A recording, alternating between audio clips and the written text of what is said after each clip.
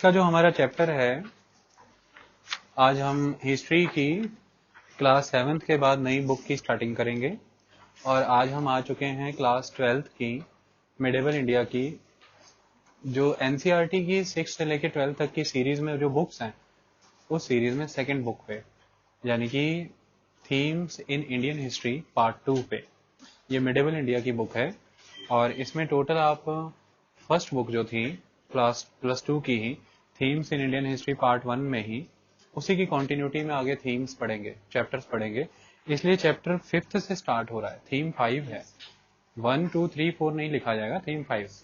ये इनका अपना एक तरीका है, अदरवाइज ये बुक अपने आप में इंडिविजुअल बुक है और थीम 5 है या चैप्टर 1 है, कोई बात नहीं, आप कुछ भी कह लीजिए इसको। इसका पहला चैप्टर है through the eyes of travellers, perceptions of the society 10th to 17th century. बहुत ही उम्दा, बेहद खूबसूरत चैप्टर है, बहुत कुछ आपको समझा देगा। 1000 से लेके 10th सेंचुरी से लेके 900 से लेके लगभग 1700 तक का एक सफरनामा है, 3 ट्रेवलर्स की नजर से उनके बारे में हम जिक्र करते हैं। ये क्वेश्चन बेइंतहा बार पूछा जाता है ट्रेवलर्स का, और आपको ये ऑलवेज याद रखना है कौन सा ट्रेवलर किस कंट्री से है, ये आ जाता है पहले लेवल पे, और फिर किस ट्रेवलर ने क्या कहा है, ये सेकंड लेवल पे, बहुत इंपॉर्टेंट है। तो चलिए चैप्टर की शुरुआत करते हैं। देखिए, लगभग 11th सेंचुरी में एक ट्रेवलर आएंगे उज़्बेकिस्तान में, एक जगह है ख्वारिज़्म, यहां से भारत आएंगे और इनका नाम है अल बरूनी। ठीक है। इसके बाद 14th सेंचुरी के अराउंड मोहम्मद बिन तुगलक के दरबार में एक ट्रेवलर आएंगे, ये अफ्रीकन कॉन्टिनेंट के नॉर्थ वेस्ट से आएंगे, यानी कि मोरक्को से, और इनका नाम है इब्न बतूता। इब्न बतूता, और ये याद रखें दिल्ली के चीफ जज भी बन चुके थे एक समय पे। ट्रेवलर की इतनी इंपॉर्टेंस थी भारत में। इसके बाद 17th सेंचुरी में एक ट्रेवलर आएंगे फ्रांस के, और ये डॉक्टर हैं, बहुत इंपॉर्टेंट पर्सनैलिटी हैं। ये औरंगजेब के समय में मुगल दरबार में औरंगजेब के सबसे बड़े बेटे दारा शिकोह के पर्सनल फिजिशियन भी रहे हैं, 12 साल तक मुगलिया दरबार में रहे हैं। इनका नाम है फ्रेंकोइस बर्नियर। Francois Bernier. तो बर्नियर, 11वीं सदी में बरूनी, 14th सदी में बतूता, और 17th सेंचुरी में बर्नियर। B3। ओके। इस तरह के ट्रेवलर्स के बारे में आप सुनेंगे, किस तरह का वृतांत भारत का इन्होंने दिया, किन भाषाओं में लिखा, क्या लिखा, ये बहुत इंपॉर्टेंट है। लिखने का कॉन्टेक्स्ट क्या रहेगा, ये बहुत इंपॉर्टेंट है। चलिए शुरुआत करते हैं और बात करते हैं अल बरूनी की। जो अल बरूनी हुआ करता था, ये किसी समय में बहुत ही जबरदस्त राइटर और बहुत ही जबरदस्त लर्नड पर्सनैलिटी हुआ करता था, और ये ख्वारिज़्म में पैदा हुआ है। कहाँ पे? उज़्बेकिस्तान में। इसकी फैमिली काफ़ी फ्लरिशिंग फैमिली हुआ करती थी। एजुकेशन में उन्होंने बचपन से ही अल बरूनी को इंडल्ज कराया, और ये काफ़ी छोटी उम्र में ही बहुत सी चीज़ें सीख चुका था। फिर महमूद ऑफ गजनी ने जब ख्वारिज़्म पे आक्रमण किया उज़्बेकिस्तान में, तो वहां से वो बहुत सारे राइटर और पोएट को, स्कॉलर्स को अपने साथ गजनवी ले आया, और फाइनली वो इस अल बरूनी को भी अपने साथ गजनवी ले आया। अल बरूनी शुरुआत में गजनवी आकर के खुश नहीं था, क्योंकि इसे ख्वारिज़्म बहुत पसंद था। लेकिन जब इसने गजनी आया, गजनी के शहर को देखा, यहाँ पे रहना शुरू किया, इसे वो काफ़ी पसंद आना शुरू हो गया, और ये धीरे धीरे वहाँ पर उसे सहज मानने लगा, लाइक करने लगा, और ये फिर अपने अंत सामों तक यहीं पर रहा है।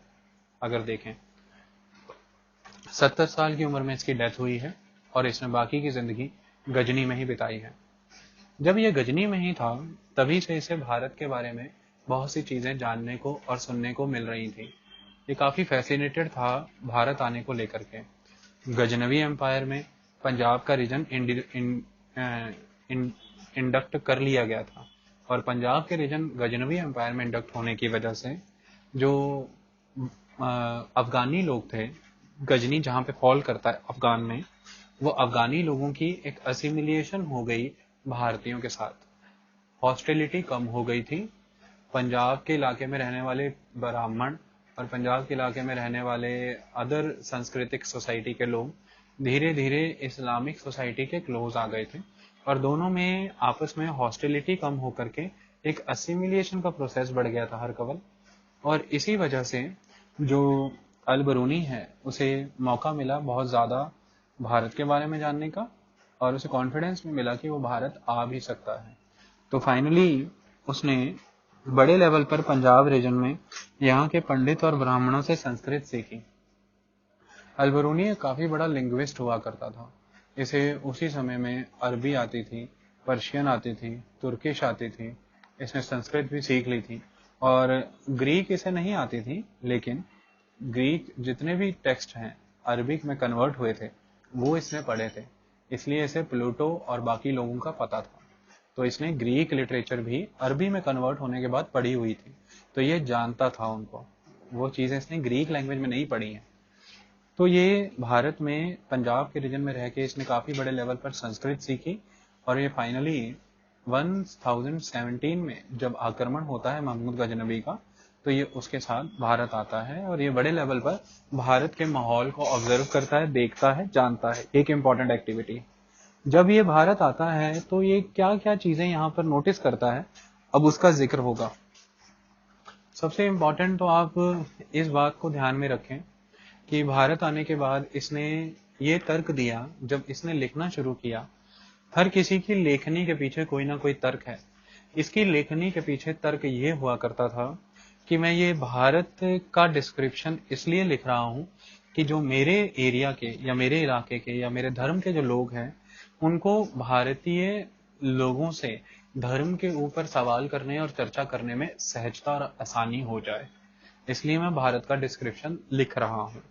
सेकंड एस्पेक्ट उसका ये हुआ करता था कि जब भी ये भारत का जो मैं अकाउंट लिख रहा हूँ, इसका लिखने का एक पर्पज़ ये है कि जो मेरे लोग हैं या जब जिनमें मैं वापस जाऊंगा उनको भारत आने के बाद दिक्कत ना महसूस करनी पड़े और भारत की इंफॉर्मेशन मिल जाए।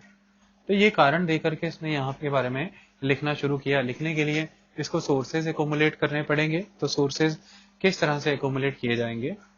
ऐसा कहा जाता है कि इसने बड़े लेवल पर संस्कृत सीखने के बाद बहुत से संस्कृत लिटरेचर को कन्वर्ट किया अरबिक लिटरेचर में और बहुत सारे ग्रीक वर्क जो अरबिक में कन्वर्ट हो चुके थे उन्हें भारतीय पंडितों के लिए संस्कृत में भी कन्वर्ट किया।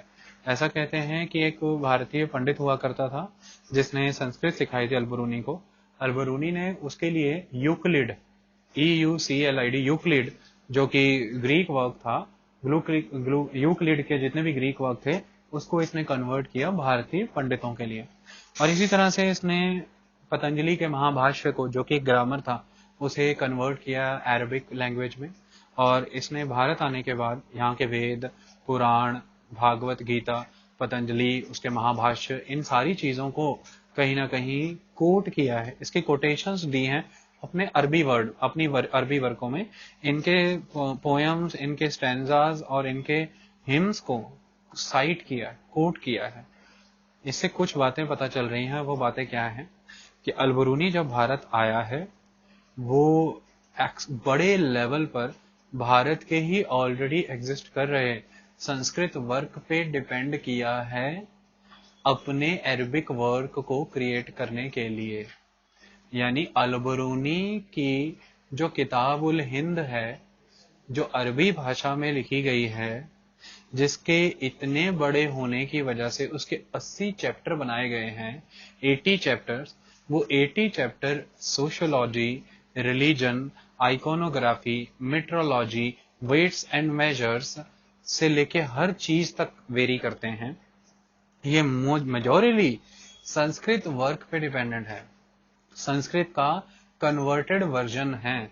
मतलब अल-बरूनी एक्सक्लूसिवली, आप अगर कहें तो थोड़ा एग्जैजरेट हो जाना है, वैसे बुक में एक्सक्लूसिवली भी लिखा है, अल-बरूनी एक्सक्लूसिवली भारत में अवेलेबल संस्कृत कामों पर निर्भर रहा अपनी पुस्तकें और अपनी किताबें प्रिपेयर करने के लिए, इसलिए उसका संस्कृत सीखना बहुत इंपॉर्टेंट हो गया था भारत आने के बाद।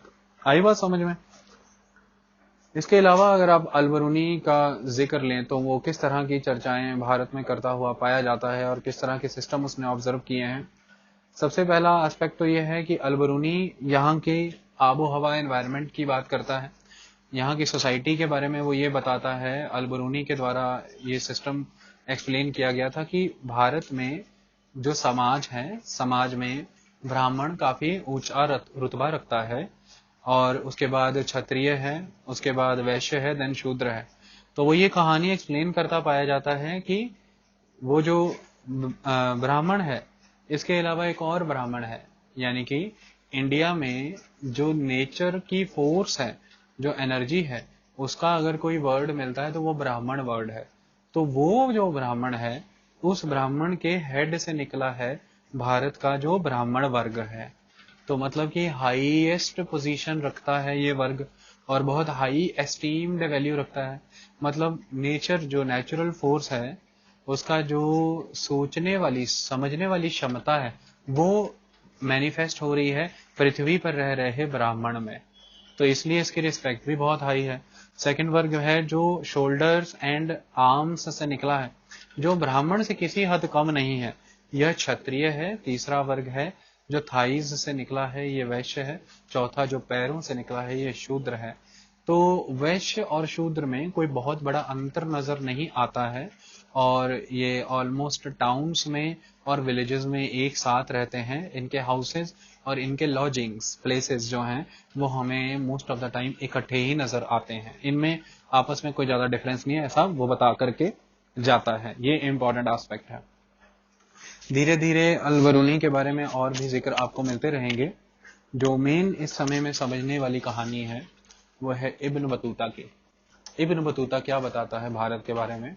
इब्न बतूता के बारे में ये कहा जाता है कि ये उस समय में ग्लोब ट्रॉटर था। ग्लोब ट्रॉटर होते हैं ना, जो पूरे वर्ल्ड को घूमते हैं। तो जैसे मार्को पोलो था, इटली से निकला था, इटली के वेनिस से 13th सेंचुरी में, और उसने चाइना तक की यात्रा की और चाइना का पूरा जिक्र मेंशन किया है। इसी तरह से इब्न बतूता जो कि मोरक्को से निकलता है, इसे भी मार्को पोलो से कंपेयर किया जाता है। ये भी एक बहुत बड़ा टूरिस्ट था, ट्रैवलर था उस टाइम का, और ये एक बहुत ही एजुकेटेड फैमिली से बिलोंग करता था। काफी छोटी उम्र में ही इसे एजुकेशन काफी हाई लेवल की दे दी गई थी, और भारत आने से पहले ये मक्का के, यमन के, ओमान के, वेस्ट एशिया, सऊदी अरेबिया, इन सारी एरियाज के टूर लगा चुका था, और इसे ऑलवेज फैसिनेशन रहती थी अलग अलग एरियाज के बारे में घूमने और जानने पढ़ने की। तो फाइनली ये भारत आने का प्रयास करता है, और जब ये भारत आता है तो ये मुल्तान, मतलब अलग अलग एरिया से भारत पहुंचेगा। ये सेंट्रल एशिया से होते हुए सिंध के इलाके में पहुंचता है, और फिर सिंध से ये वहां पर जब जिक्र सुनता है दिल्ली के सुल्तान के बारे में, ये फाइनली भारत में भी आता है। तो मोहम्मद बिन तुगलक की स्टोरीज इसके तक पहुंच रही होती हैं, और मोहम्मद बिन तुगलक की जेनरस एटीट्यूड, उसके राइटर्स, आर्टिस्टों को प्रमोट करने की कहानियां बहुत फैसिनेट कर देती हैं इब्न बतूता को। फाइनली दिल्ली आता है। दिल्ली आने तक वो सुल्तान के लिए काफी गिफ्ट भी लेकर के आता है, जैसे स्लेव्स, जैसे हॉर्सेस, कैमल्स एंड स्लेव्स भी लेकर के आता है। दिल्ली आने पर सुल्तान उसकी इंटेलिजेंस को देख करके काफी अट्रैक्ट होता है, और फाइनली उसे काजी अपॉइंट करता है दिल्ली का। तो ये दिल्ली का काजी भी रहता है। बाद में ये बहुत इंपॉर्टेंट एस्पेक्ट है कि कौन सा ट्रेवलर दिल्ली का काजी बना, पहला क्वेश्चन। दूसरा एस्पेक्ट, इब्न बतूता कहाँ का था। तीसरा क्वेश्चन, इब्न बतूता किसके टाइम में इंडिया आया। चौथा, इब्न बतूता ने किसके दरबार में काम किया। इस तरह की सारी कहानी, बहुत ठा ठा करके क्वेश्चन है ये सारे। तो इब्न बतूता भारत आकर के मुगल दरबार में काम करता रहा। इसकी कोई टेंशन क्रिएट हो गई, कोई इसके साथ सुल्तान की इशू क्रिएट हो गए, जिसकी वजह से इसे गुस्सा भी भोगना पड़ा और इसे जेल में डाला गया। जब ये पाया गया कि इब्न बतूता ठीक था, उसने गलत नहीं किया, उसे वापस बुलाया गया, फिर से काजी बनाया गया, और फिर खुश होकर के सुल्तान ने, मोहम्मद बिन तुगलक ने, इसे चाइना में मंगोल भेजा अपना एनवॉय बना के। मंगोल्स अटैक कर रहे थे ना इस टाइम पे, तो मंगोल भेजा। तो ये क्वेश्चन भी आता है किस ट्रेवलर को दिल्ली के मुगल सुल्तान ने एनवॉय बना के मंगोल भेजा, तो इब्न बतूता को भेजा। इब्न बतूता ने बहुत ही डिटेल्ड डिस्क्रिप्शन भारत का दिया है। इब्न बतूता भारत के बारे में बहुत सारी बातें करता है, जैसे अलग अलग लेवल पे डिस्कशन करता है। सबसे पहले तो वो भारत में बीटल्स के बारे में बात करता है, पान के बारे में। देखिए, जब हम फॉरेनर ट्रेवलर्स के बारे में पढ़ते हैं ना, पता है ये क्यों इतने इंपॉर्टेंट है? उसका रीजन ये है कि जो भारत के लोग थे, जब ये यहाँ की सोशल, इकोनॉमिक, पॉलिटिकल और रिलीजियस कंडीशंस के बारे में लिख रहे थे, तो इन्होंने डेली लाइफ की एक्टिविटीज को रूटीन वर्क समझ के छोड़ दिया, नहीं लिखा। लेकिन जब कोई आउटसाइडर एक कंट्री में आता है, उसके लिए बहुत सी डेली लाइफ एक्टिविटी भी अनयूजुअल एक्टिविटी है, वो उन्हें डेली रूटीन वर्क समझ के छोड़ नहीं देता, वो उन्हें लिखने का प्रयास करता है। इसलिए ऑलवेज जो भारतीय राइटर रहेंगे, इसकी लेखनी में आपको राज दरबार की बातें, रॉयल कोर्ट की बातें, धर्म उलेमाओं की बातें, आत्मचिंतन की बातें मिलेंगी। लेकिन जो ट्रेवलर रहेंगे, वो आम जीवन का वृतांत देते हैं, वो रोजमर्रा की जिंदगी, वो एक ट्रेवलर की नजर से देखते हैं। और ऐसा भी नहीं है कि सारे ट्रेवलर्स लिखने का काम करते हैं। बहुत से ट्रेवलर्स हैं जो आए और आकर के चले गए। आज दिन तक हमें ऐसा नहीं लगता कि किसी वुमेन ट्रेवलर ने कोई अकाउंट दिया है। तो इसका मतलब ये नहीं होगा कि वुमेन ट्रेवलर नहीं होंगी। वुमेन्स ने अपना ट्रेवलिंग अकाउंट लिखा नहीं, लेकिन मैन जो है उन्होंने ट्रेवलिंग अकाउंट लिखा। सेकंड एस्पेक्ट, इसका ये भी मतलब नहीं है कि सारे ट्रेवलर्स सीधा सीधा जितने भी नॉवल एस्पेक्ट भारत में देखे उनको सभी एस्पेक्ट को लिख दें। जैसे इब्न बतूता, इब्न बतूता ने सारी बातें लिखी हैं, गुड हैं, बैड हैं, अलग बात है, लेकिन एकदम नीट एंड क्लीन। जैसे इब्न बतूता का अकाउंट एकदम नीट एंड क्लीन। लेकिन इसके बिल्कुल उल्टा, जो फ्रांस से फ्रैंकोइस वर्नियर आया था, वो पहले ही प्री ऑक्यूपाइड होके आया था एक कंसेप्ट के साथ कि मुझे भारत जाकर के भारत का एक एनालिसिस करना है कंपैरेटिव फ्रांस के साथ, और किसी न किसी तरह से फ्रांस में आके ये प्रोजेक्ट करना है कि भारत में क्या कमियां हैं। तो उसको सिर्फ कमियां ही दिखी हैं भारत में। वो जब भारत से गया है तो सारे नेगेटिव चीजें ही लेकर के गया, और उसने वही चीजें वहां पे पब्लिश की हैं, और ये हाथों हाथ बिकी हैं। और उसकी लिखी हुई किताब one of the fastest selling books बनी उस टाइम की। और उसी से फिर बाद में जाकर के कंसेप्ट डेवलप हुए हैं लोगों के, चाहे फिर वो मॉन्टेस्क्यू की थ्योरी हो इंडियन रूलर के एब्सोल्यूटिज्म को लेके, चाहे बाद में वो कार्ल मार्क्स की थ्योरी हो सोशलिज्म के कंसेप्ट को लेकर के। ये फ्रैंकोइस वर्नियर का अकाउंट था जिसने पूरे यूरोपियन वर्ल्ड को इन्फ्लुएंस कर दिया भारत को लेके, सोचने को लेकर के। और इसी थ्योरी से प्रभावित होकर के भारत में जब यूरोपियंस राज करने आए, तो उन्होंने भारतीयों को कहा कि मुंह बंद रखो, तुम्हें पहली बार कोई एब्सोल्यूटिज्म देखने को नहीं मिल रहा, तुम्हारी कंट्री में क्लेवन से एब्सोल्यूटिज्म था, हमने पढ़ा है, और यूरोप में ये बातें आती रही हैं 16-17 सेंचुरी से ही।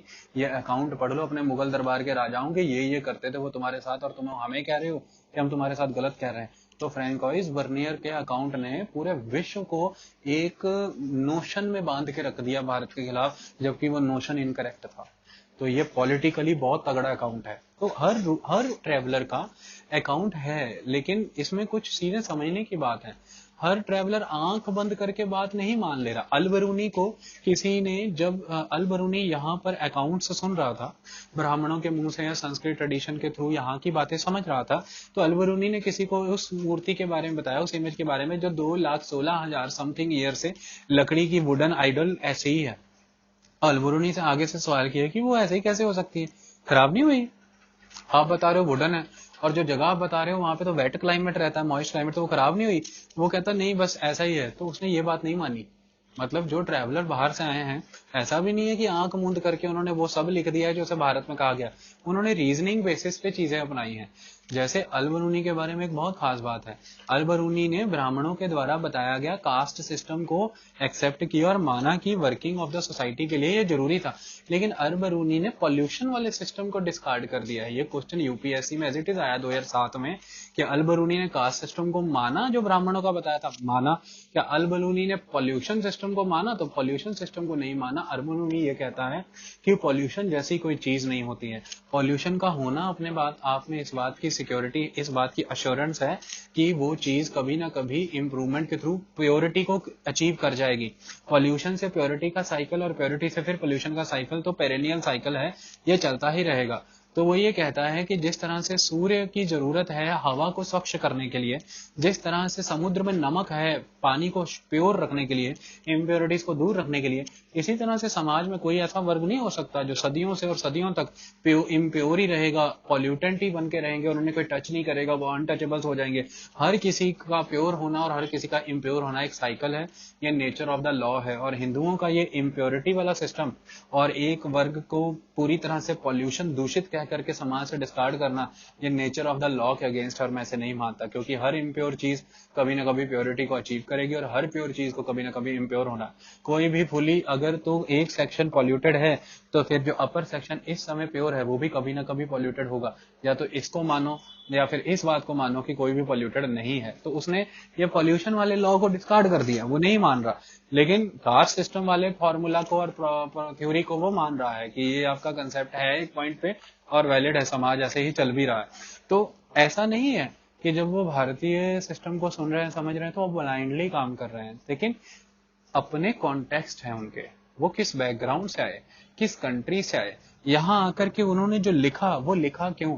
जैसे अल बरूनी के लिखने का कारण यह है कि वो ये चाहता है कि इस्लाम और हिंदुस्तान के बीच में जो संबंध अभी बनेंगे, जो उसके लैंड के लोग हैं वो जब धर्म पर चर्चा भारतीयों के साथ करेंगे तो उनको क्लैरिटी हो कि किस तरह के सवाल कर रहे हैं और कैसा माइंडसेट है लोगों का, कैसे जवाब आ सकते हैं। इब्न बतूता कंसेप्ट बिल्कुल अलग है, वो प्योर ट्रैवलर है, उसे मजा आता है एडवेंचर करने में, वो घूमना चाहता है और बेअंत घुमंतु इंसान है, बहुत घूमता है, जबरदस्त। फ्रेंकोइस वर्नियर टोटल अलग है, उसे कंपैरेटिव स्टडी करके फ्रांस में जाकर के ये थॉट प्रमोट करना है कि ये भारत के रूलर कर रहे हैं। अगर कभी तुमने ये किया फ्रांस के रूलर्स को, अगर कभी तुमने ये किया, तुम्हारा हाल वो होगा जो मेरी बुक में लिखा है, जो अभी भारत में लोगों का हो रहा है। तो बी वेयर, तुम ये कभी मत करना। तो उसका अपना एजेंडा है। तो इसी एजेंडे पर देखें तो इब्न बतूता जब भेज दिया जाता है वहां पर एनवॉय बना करके, उसके बाद ये कैसे पहुंच जाता है। इब्न बतूता दिल्ली में है, दिल्ली से उसे भेजा जाता है नीचे केरला, मालाबार कोस्ट, मालाबार कोस्ट से मालदीव जाता है, मालदीव से फिर श्रीलंका आ जाता है, श्रीलंका से फिर मालाबार आ जाता है, मालाबार से फिर वापस चला जाता है और पहुंच जाता है कहां पर, जावा। जावा सुमात्रा से होते हुए चाइना पहुंचता है, क्वांगजू एरिया में। चाइना में ज्यादा समय नहीं बिताता है, चाइना में रुकता है, टाइम स्पेंड करता है, फिर वापस आ जाता है और फिर फाइनली अपने मुल्क पहुंच जाता है। तो कुल मिलाकर के ये आसान नहीं रहा होगा। ऐसा बताया जाता है ग्वालियर से दिल्ली जाने में 10 दिन लग जाते थे, आज ग्वालियर से दिल्ली जाने में 2 से 2.5 घंटे लगते हैं, 3 घंटे लगते हैं बाय ट्रेन। ऐसा बताया जाता है कि मुल्तान से और सिंध से दिल्ली पहुंचने में 40 से 50 दिन लगते थे, 50 डेज। तो कैन यू इमेजिन, सिंध से दिल्ली पहुंचने 50 डेज, तो उसकी यात्रा को इमेजिन करो। ऐसा कहा जाता है कि जब सिंध और मुल्तान के इलाके से वो दिल्ली आ रहा था तो रास्ते में फिर रॉबर्स ने जब उसे लूटा है तो उसके बहुत से साथी तो मारे ही गए हैं और वो खुद और उसके बाकी साथियों को बहुत ही गहरे जख्म आए। हाईवेज बिल्कुल भी सिक्योर नहीं हुआ करते थे, रॉबर्स ऑलवेज लूटने में रहते थे और इब्न बतूता हमेशा डरता रहा है और वो कारवां में आया जाया करता था, ग्रुप में आया जाया करता था कि कोई लूट ना दे, कोई मार ना दे। इस तरह के डर को सहते हुए भी फाइनली वो आता है और ऐसा उसका एक विवरण है, ऐसा कहना है कि इमोशनली बहुत एक्सप्लॉइट हुआ। वो जब भी यात्रा करता होगा किसी सुल्तान या किसी शाह के साथ या किसी कारवां के साथ करता होगा, तो जब वो कारवां किसी गांव में पहुंचता था तो लोग एक्सपेक्ट करते थे उसे शाह को, उसे सुल्तान को, उसका तो सम्मान करते थे। इब्न बतूता को पूछने कोई नहीं आता था, तो कहता मेरी आंखों से झरझर पानी भी बहता था। उस दिन मुझे एहसास हुआ अपने क्या होते हैं। ट्रैवल ने मुझे सिखाया कि बिलोंगिंगनेस किसे कहते हैं, विलेज क्या होता है, आपकी खुद की सिटी क्या होती है, लोग क्या होते हैं। लेकिन कहता है इसी ने मुझे ये भी सिखाया कि समाज को जाना कैसे जाए। तो वो कभी भी रिटर्न एजुकेशन से ज्यादा इंपॉर्टेंस देता था लर्निंग एक्सपीरियंस को, कि घूम घूम के चीजों को सीखा जाए, समझा जाए, ऑब्जर्व किया जाए, वो ज्यादा अच्छी लर्निंग होती है। तो इसी वजह से आप इमेजिन कर सकते हैं ना, एक बंदा मोरक्को से निकल करके, आज की डेट में आपको मोरक्को का वीजा लेने को ट्रिप करने को कहा था, आपकी जान अलग में फंस जाएगी। वो मोरक्को से निकल निकल के किधर घूम रहा है, ऐसा कहते हैं कि रशिया भी नहीं छोड़ा, रशिया भी घूमा, सारा West Asia, Syria, Israel, Iraq, Iran, Yemen, Oman, Saudi Arabia, Sindh, Multan, Bharat, China, Maldives, Indonesia, Sri Lanka. छोड़ा क्या उस बंदे ने। उस समय में इतनी भयंकर समुद्री यात्राएं करनी पड़ती होंगी, कितने लोगों के साथ सेटिंग करनी होती होगी और रास्ते में ही पैसे कमाता था। मतलब अपनी लर्निंग से थ्रू, अपनी टीचिंग के थ्रू, जैसे कुछ साल दिल्ली का काजी बन गया तो पैसा कमा लिया, अब आगे की यात्रा। रास्ते में किसी को लेसन दे दिया, समझा दिया, नॉलेज दे दी, तो फिर आगे की यात्रा। ऐसा नहीं कि घर से ही सारा पैसा लेके चले हैं, क्योंकि 25-25 साल तक यात्रा चल रही है ना इनकी, तो इतना पैसा घर से कैसे। तो ये राहगीर हैं, बस निकल पड़ते हैं और अपनी नॉलेज से ही कमाते जाते हैं और आगे बढ़ते जाते हैं, जिधर चले गए उधर के ही हो गए। दिल्ली का ये विवरण देता है कि बहुत ही चहलकदमी रहती है, बहुत ही भयंकर, बहुत जबरदस्त शहर है। जो इसकी बाउंड्री वॉल है, रैम्पर्ड कहा गया है उसको, बहुत जबरदस्त रहता है। बेअंत गेट बनाए गए हैं, बहुत सारे गेटवेज हैं। इनमें से कुछ गेटवेज हैं जो बहुत इंपॉर्टेंट है, जैसे बदाऊं का गेट है, वो सबसे बड़ा गेट है। एक मंडवी गेट है जिसके पीछे मंडी लगती है, एक गुल गेट है जिसके पीछे फ्लावर्स लगते हैं। इस तरह के दिल्ली की वो मेन वॉल के अलग अलग गेट हैं। मेन वॉल में रहने के लिए घर बनाए गए हैं उन लोगों के लिए जो गेट पे ड्यूटीज देते हैं, गेट कीपर्स। इसके अलावा मेन वहीं पर स्टोर की गई हैं फूड ग्रेन्स और बाकी चीजें, और वो खास तरह की जगहों पर स्टोर होती हैं कि वो खराब भी ना हो सके। ये एक इम्पॉर्टेंट एस्पेक्ट है। बाजार जो होता है इसमें अलग अलग स्ट्रीट्स पे अलग अलग चीजें बिकने का काम होता है।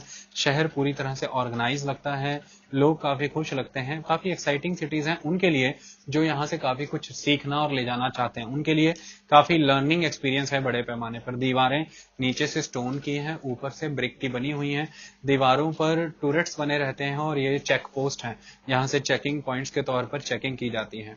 पोस्ट सिस्टम बहुत स्ट्रांग है। अगर आप देखें तो पोस्ट वर्ड यहीं से आता है ना, पोस्ट यानी कि जहाँ पे खंबा गड़ा है, जहाँ पे चौकी बनी है, तो एक चौकी से दूसरी चौकी तक। तो पोस्ट सिस्टम बहुत जबरदस्त है।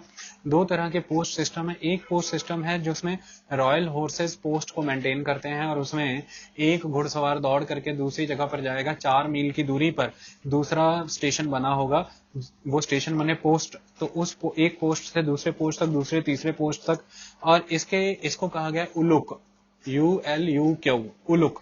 और इसके अलावा अगर सिस्टम देखें तो सेकंड सिस्टम है उनका जो मैन है, जो फुट पे चलते हैं, ये दावा कहे जाते हैं, इन्हें दावा कहते हैं, DAWA। ऐसा कहा जाता है कि जो उलुक के तौर पे चलते थे, जो हॉर्सेस में चलते थे, उनके लिए हर 4 मील के ऊपर एक स्टेशन आ जाता था। लेकिन जो दावा थे, जो पैरों पे चलने वाले थे, उनके लिए हर 1 मील के अंदर थर्ड डिस्टेंस कवर करने पर, 1 मील के अंदर ही 1 मील का 1/3 चलने पर एक विलेज आ जाता था। तो हर विलेज के बाहर एक पैवेलियन बना था जहाँ पे 2 से 3 लोग ऑलवेज बैठे रहते थे। एक बंदा पिछले गांव से अगले गांव की तरफ चलता था, तो अगले गांव की तरफ चलते हुए एक हाथ में उसको लेटर रखना है जो पास करना है, दूसरे हाथ में एक रॉड के ऊपर घंटी लगी, उसे घुमाते हुए दौड़ते हुए जाना है। जब वो दौड़ते हुए फुल स्पीड में दौड़ रहा है, तो लोगों को पता है पीछे से पोस्ट आ रही है, तभी से लगता है जैसे जो पोस्ट वाली गाड़ी है, इंडियन पोस्ट की या एम्बुलेंस की गाड़ियां या फायर ब्रिगेड की गाड़ियां, उनके ऊपर ये टन टन टन टन टन टन टन टन वाला सिस्टम रहता है। तो वो डंडे को घुमाते हुए दौड़ते हुए जाते हैं, सामने वाले को पता लगता है पीछे से पोस्ट आ रहा है, तो वो हट जाते हैं। और ऐसे में जिस पैविलियन के क्लोज वो पहुंच रहा है, वो घंटी सुन लेते हैं, उन्हें पता लग जाता है, फटाफट अपना पजामा ऊपर चढ़ा लेते हैं, बाहें ऊपर चढ़ा लेते हैं, उन्हें पता लग जाता है पोस्ट आ रही है, तो वो एकदम से खड़े हो जाते हैं, फटाफट पोस्ट लेते हैं, वो वहां बैठ जाता है और वो दौड़ने शुरू हो जाते हैं। अगले गांव में जाएगा जो कि 1/3 डिस्टेंस पे ही रहेगा, तो 1/3 को दावा कहा जाता है। इस तरह से कहा जाता है कि घोड़ों से तेज ये दावा वाले पहुंच जाते थे। और अगर सिंध से या मुल्तान से 50 दिन दिल्ली पहुंचने में लगते थे, तो इतना रॉबस्ट सिस्टम मोहम्मद बिन तुगलक ने बनाया था कि 5 दिन के अंदर पोस्ट पहुंचती थी। बंदा 50 दिन में आता था, पोस्ट 5 दिन में आती थी। 5 डेज में उसको खबर पहुंच जाती थी कि मतलब कोई भी सेना चढ़ाई कर रही है, कोई भी कुछ कर रहा है, उससे एटलीस्ट 40 डेज पहले खबर आ जाएगी कि सेना चढ़ाई कर रही है, तैयारियां कर लो। तो पोस्ट सिस्टम बहुत स्ट्रांग अपनाया हुआ था, ये उसकी बहुत खास बात हुआ करती थी। इसके अलावा वो ये बात कहता है कि जो राजघराना हुआ करता था, इसके तरफ से लर्न्ड मैन को काफी सपोर्ट दिया जाता था, और जो सुल्तान था म्यूजिक का काफी शौकीन हुआ करता था, म्यूजिक को प्रमोट किया जाता था। आर्मी जो है काफी बड़े लेवल पर ऑर्गेनाइज की जाती थी और उसे अलग अलग बैंड्स में डिवाइड करके रखा जाता था। कुछ ऐसे भी शहरों का जिक्र करता आया है, बाजारों का जिक्र करता आया है जो म्यूजिक बाजार हुआ करते थे, जिसमें girls and male and female सिर्फ और सिर्फ डांस एंड म्यूजिक का काम करते हैं। जैसे दौलताबाद में, महाराष्ट्र में दौलताबाद के एक बाजार की जिक्र करता है वो तबरबाद की वो बात जब करता है, तो वो ये कहता है कि यहाँ पर आपको बेअंत दुकानें दिखेंगी, हर दुकान के अंदर एक डोर है, वो डोर सीधा घर की तरफ जाता है जो ऑनर का घर है, और हर दुकान में नीचे कारपेट सजा रहता है। कारपेट के सेंटर में गोला बना रहता है, उसमें वुमेन बैठी रहती है और उसके बगल में उसकी अटेंडेंट्स खड़ी रहती है और वो म्यूजिक परफॉर्म करती है। जैसे फिल्मों में बाजार दिखाए जाते हैं नाचने गाने वालों के, तो ऐसा बाजार सजा रहता है। बहुत रिस्पेक्टफुल ये बाजार है। इसके सेंटर में, जो बाजार का एक सेंटर रहता है, वहां पर एक मेल आता है वीक में 1 या 2 दिन के लिए, आकर के बहुत जबरदस्त परफॉर्मेंस प्ले करता है।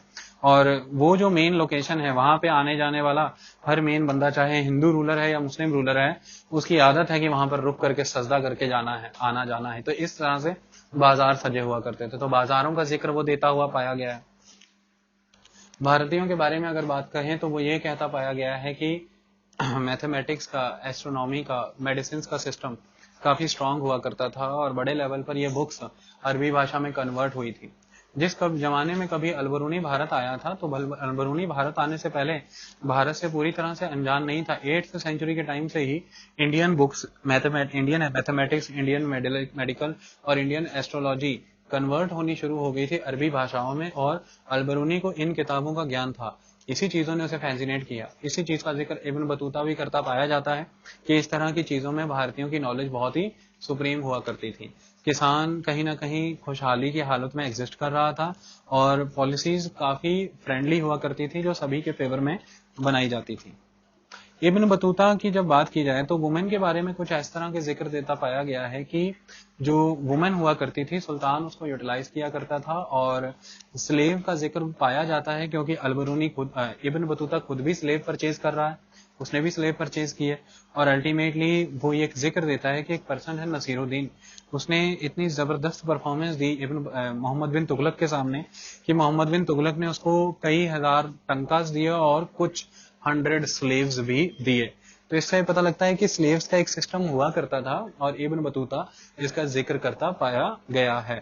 इब्न बतूता ये कहते पाया गया है कि most of the time war में या मंडियों से औरतें in the form of slave purchase की जाती थी, और जो रूलर हुआ करता था, मेन एम्पायर था, वो अपने नोबल्स को एक एक स्लेव देता था अपनी, और वो स्लेव नोबल की हर एक हरकत पे नजर रखा करती थी। वो ये बताता है कि एक खास जत्था हुआ करता था वुमेन स्लेव्स का, जो ये सारे नोबलों से खबर लेकर के आया करती थी और महल के अंदर कुछ खास तरह की स्लेव्स थी जिनको हैंड ओवर किया करती थी। इसके थ्रू जो एम्पायर है उसे सारे नोबल्स और अदर लोगों के बारे में जानकारी मिलती है। तो वुमेन को एज अ स्पाई और एज अ मेड इस्तेमाल किया जाता था उस टाइम पर। ये कहता पाया गया है कि स्लेव्स खरीदनी इतनी इजी नहीं है, औरतें काफी सस्ती बिका करती थी और आम फैमिली भी अगर थोड़े से पैसे अफोर्ड कर सके तो अपने घरों में काम करने के लिए वुमेन को अफोर्ड कर सकती थी। तो women in the form of housemaid भी इस्तेमाल की जाती थी। तो इब्न बतूता ने, आपने देखा कि उसने बात की कि दिल्ली शहर हुआ करता था, इसका बहुत इंपॉर्टेंट वॉल हुआ करती थी। उसमें उसने कहा कि वॉल के किनारे किनारे अलग अलग गेट थे और गेट के पीछे अलग अलग चीजें थी। तो मार्केट लगा करती थी, गुल हुआ करता था, वहां पर ग्रेन्स स्टोर की जाती थी। शायद वो ऐसा बताया गया, ऐसा बताना चाहता है कि जो विलेज हुआ करता था वो कंट्री साइड के फॉर्म में अर्बन सेंटर्स को सपोर्ट किया करते थे और अर्बन सेंटर्स अल्टीमेटली विलेज के द्वारा ही फीड होते थे। इसलिए ग्रेन्स कहीं से लाके स्टोर की जाती थी, इसलिए मार्केट्स यहाँ पर सजा करती थी। विलेज से आने वाला सामान यहाँ के बाजारों में बिका करता था और लोग सामान खरीदने और बेचने आया करते थे। तो बाजारों का महत्व बताता पाया गया। अलग अलग तरह के बाजारों का जिक्र उसने किया है। तो इससे ये पता लगता है कि मार्केट इकोनॉमी स्ट्रांग थी, मतलब ट्रेड एंड कमर्स अच्छे लेवल पर चल रहा था और दिल्ली सल्तनत उस समय में इंपॉर्टेंट ट्रेड लिंक्स अपने कंट्रोल में रखती थी। जैसे चाइना से लेकर के साउथ वेस्ट एशिया तक का कंट्रोल इनके जो मेन ट्रेड रूट्स हैं वो इनके कंट्रोल में हुआ करते थे और south west Asia and south east Asia के साथ अच्छा खासा व्यापार इनका हुआ करता था। तो बाजार काफी महत्व रखते हैं। आर्मी का जिक्र करते पाया गया है कि काफी ऑर्गेनाइज्ड बैंड की फॉर्म में हुआ करते थे, तो ये इंपॉर्टेंस रखते हैं। दिल्ली की दीवारों का जिक्र करते पाया गया है, किलों की दीवारों का, तो दीवारों का महत्व है। दीवारें काफी ऊंची हुआ करती थी, आर्किटेक्चर काफी स्ट्रांग और ह्यूमंगस हुआ करता था। ऐसा लगता है कि आर्किटेक्चर डेकोरेटेड नहीं हुआ करता था, डिफेंसिव हुआ करता था। तो इस पीरियड में आपको मुगलों की तरह डेकोरेटेड आर्किटेक्चर नहीं मिलेगा, डिफेंसिव आर्किटेक्चर मिलेगा। ये एक इंपॉर्टेंट बात है। तो काफी डिफेंसिव हुआ करती थी दीवारें। जो शहर हुआ करता था दिल्ली, उसमें सिमेट्रीज पे बहुत फोकस किया है, यानी कि दफनाने वाले कंसेप्ट बहुत स्ट्रांग थे। और ऐसा कहा जाता था कि ऑलमोस्ट हर सिमेट्री में आपको एक टॉम नजर आएगा, और अगर टॉम नजर नहीं आएगा एटलीस्ट आर्च बनी होगी वहां पर। तो आर्चेस भी आपको दिखाई गई हैं। सिमेट्रीज में फूल लगाने का काम किया जाता था। अब सिमेट्रीज भी हैं तो फ्री तो नहीं छोड़नी है ना, तो उसको भी यूटिलाइज किया गया है, तो फूल लगाने का काम किया जाता था। और ये फूल 12 महीने लगते थे। इस तरह के फूल लगाए जाते थे, फ्लावर्स लगाए जाते थे अलग अलग नस्ल के। तो इससे ये पता लगता है कि फ्लावर्स लगाने की नॉलेज काफी डीप थी। और फार्मर के बारे में जो जिक्र मिलता है उससे लगता है कि साल में 2-2 क्रॉप्स वो निकाला करते थे। तो ये सारी चीजें हमें देखने को मिलती हैं। आई बात समझ में? अगर हम फ्रैंकोइस बर्नियर की बात करें तो फ्रैंकोइस बर्नियर किस तरह का डाटा देता है वो बुरे अनुमाद में है। रुकना, बात करते हैं फ्रैंकोइस बर्नियर की। बर्नियर क्या बताता है? बर्नियर जो है ये फ्रेंच से है, फ्रांस का है। और ये क्या एक्सप्लेन करता है इंडिया के बारे में? देखिए 17 या 14 मई 1498 को जब पोर्तुगीज भारत में आए, उसके बाद से ही बहुत से यूरोपियंस इंडिया में आने शुरू हुए। उसके डिफरेंट डिफरेंट रीजंस रहे होंगे, लेकिन यूरोपियंस का इंडिया आना शुरू हो गया। वन बाय वन यूरोपियंस आने शुरू हुए। पहले ईस्ट इंडिया कंपनी के फॉर्म में पोर्तुगीज आए, फिर उसके बाद डच आए, फिर इंग्लिश आ गए, फ्रेंच आ गए, डेन आ गए। इसी तरह से इनका ट्रेवलर्स का और अदर पर्सन्स का भी इंडिया आना शुरू हुआ। ऐसे में जो भी लोग आएंगे वो most of the time 15th century के बाद ही आएंगे, क्योंकि पोर्तुगीज उसी समय आए, उन्होंने रास्ता ढूंढा है। तो ऐसे में जब भारत आता है फ्रैंकोइस बर्नियर, तो याद रखें ये पेशे से एक डॉक्टर है, ये एक पॉलिटिकल फिलोसफर भी है, और चूंकि ये भारत का डिस्क्रिप्शन वापस जाके वहां देता है तो ये एक हिस्टोरियन भी है। तो ध्यान से देखिए, एक फिलोसफर है, एक डॉक्टर है, हिस्टोरियन है। उस समय का बंदा सभी कुछ हुआ करता था। मुगलों के बारे में इसने भी सुन रखा था, और नेचुरली मुगल के कोर्ट में, मुगल दरबार में ये भी अपनी पोजीशन को स्ट्रेंथन करना चाहता था, अपने आप के लिए अपॉर्चुनिटीज ढूंढना चाहता था जैसे अदर यूरोपियंस आ रहे हैं। तो ऐसे में इसको फिजिशियन बनने का मौका मिला मुगल दरबार में, दारा शिकोह का। ये एक इम्पॉर्टेंट बात है। इसके बाद ये एक पॉलिटिकल फिलोसफर और डिबेटर और डिस्कशन पैनलिस्ट भी बना। दानिशमंद नाम का एक पर्सन हुआ करता था, आर्मेनियन नोबल था, मुगलिया दरबार में ही इसका नाम दानिशमंद हुआ करता था। तो दानिशमंद के कोर्ट में भी ये सर्व करता रहा।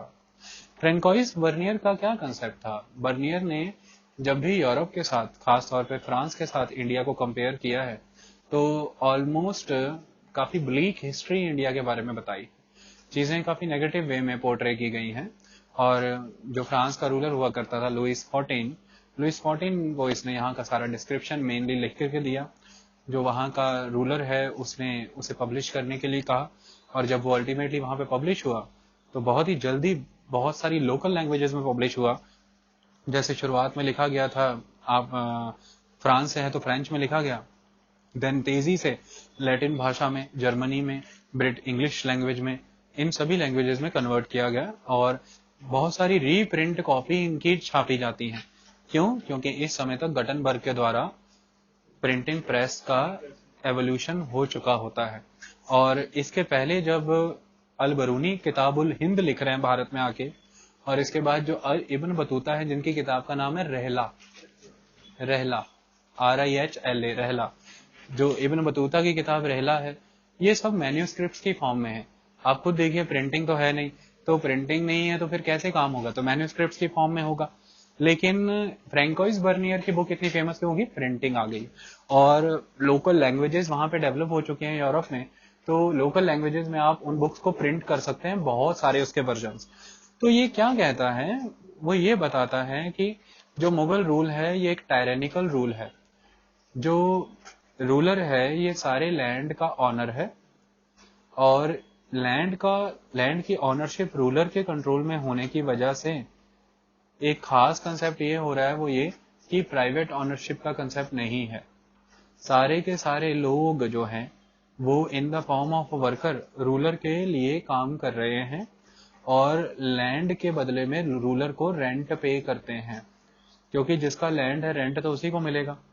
इस वजह से इम्प्रोवाइजेशन नहीं हो पा रही है लैंड में, क्योंकि जो भी पर्सन लैंड को टिल कर रहा है उसे इस बात की अश्योरिटी नहीं है कि ये लैंड वो अपनी आने वाली जनरेशन्स को इनहेरिटेंस में दे पाएगा। और जब उसे ये पता है कि वो इस लैंड को इनहेरिटेंस में नहीं दे सकता, तो वो कभी भी land development activities carry forward नहीं करेगा और चलाएगा नहीं। और जब लैंड डेवलपमेंट एक्टिविटीज नहीं होंगी, तो नए एग्रीकल्चरल इक्विपमेंट्स, नई टेक्निक्स, इरिगेशन वर्क्स लैंड पे नहीं किए जाएंगे। इससे लैंड की फर्टिलिटी डिप्लीट हो जाएगी, प्रोडक्शन नहीं हो पाएगी और फाइनली लैंड डिग्रेड हो जाएगा पूरी तरह से। ये कंसेप्ट इंडिया में एग्जिस्ट कर रहा है। इसकी वजह से दो चीजें हो रही हैं कि जो रूलर है उसके अधीन सारा लैंड है और उसका लैंड का बेनिफिट उसकी नोबिलिटी उठा रही है, क्योंकि सारा लैंड नोबल्स के बीच में एलोकेट कर रखा है और वो नोबिलिटी काफी heavy amount of rent squeeze कर रही है फार्मर से, पीजेंट से।